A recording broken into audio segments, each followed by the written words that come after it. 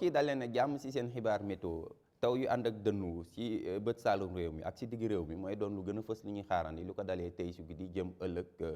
sa àllarba ja loolee dina ànd ak tàngoor nag bu tàngooru nawet bu takkarnaase si digg réew mi jëm ba si bët gànnaar réew mi bu ñu xoolee sunu naataalu satellite bi naataal bi mu ngi ñuy wan ab jaww bu bëri ndiir yi nag dinañ gën a doxantu si diwaan yi nekk si bët saalum réew mi ñu yéegee nag si digg réew mi dem ba si bët gànnaar foofu tamit ay ndiir dinañ fa doxantu ndiir yooyee nag mun na jur ay taw yu yëmbambaay waaye taw yu ëpp doole dinañ ko xaarandi si diwaan yi nekk Sigicoor dem ba Kédougou ba tax na si wàllum prévision lu ko dalee tey si guddi jëm ëllëg sa fajar prévision yi ñu ngi xaarandi ay taw yu takku si lu ko dalee Sigicoor Sédhiou Kolda yéeg ba Tamba dem Kédougou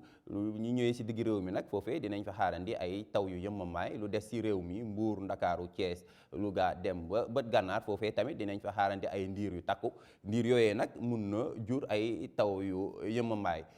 si wàllum tàngoor gi nag tàngoorum guddi gi dina desandi si biir réew mi lu ko dalee Kaolack dem Louga foofee dinañ fa xaarandi 20 degré ak juróom-ñaar lu des si réew mi tàngoor ji dina jógee si foofee sa Kaffrine si 20 degré ak ñett dem ba 20 degré ak juróom-benn ca Ndakaaru bu ñu duggee nag ëllëg ci àllarba ja dinañ gis ni taw ji dina fi desandi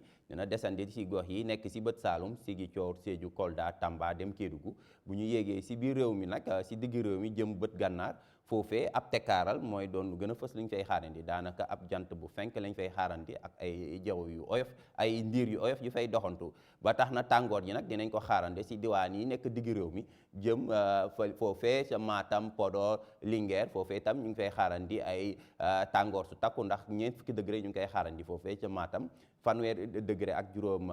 ñeent foofee sa Podor bu ñu ñëwee si digg réew mi dinañ gis ni tàngoor ji dina jógee si fanweer degré ak juróom Ndakaaru dem fanweer degré ak juróom benn foofee sa Diourbel waaye fanweer degré ak ñett ci sa Thiès Kaffrine Kolda Sédhiou mooy doon tàngoor bu gën a yëmbambaay te ñu koy xaarandi si gox-goxaan yooyu mbokk yi donc si tënk jàpp leen ay taw yu ànd ak dënnu dinañ wéy di ko xaarandi lu ko dalee tey si guddi si diwaan yi nekk bët Saalum dem ba si digg réew mi lu des si réew mi nag ëllëg si àllarba dinañ gis ni ay ndiir dinañ fa doxantu ndiir yooyee nag mun nañu jur ay taw yu yëmbambaay sa diwaan yi nekk Thiès Dakar dem ba bët gànnaar waaye bu ñu duggee ëllëg ci àllarba ja ëllëg si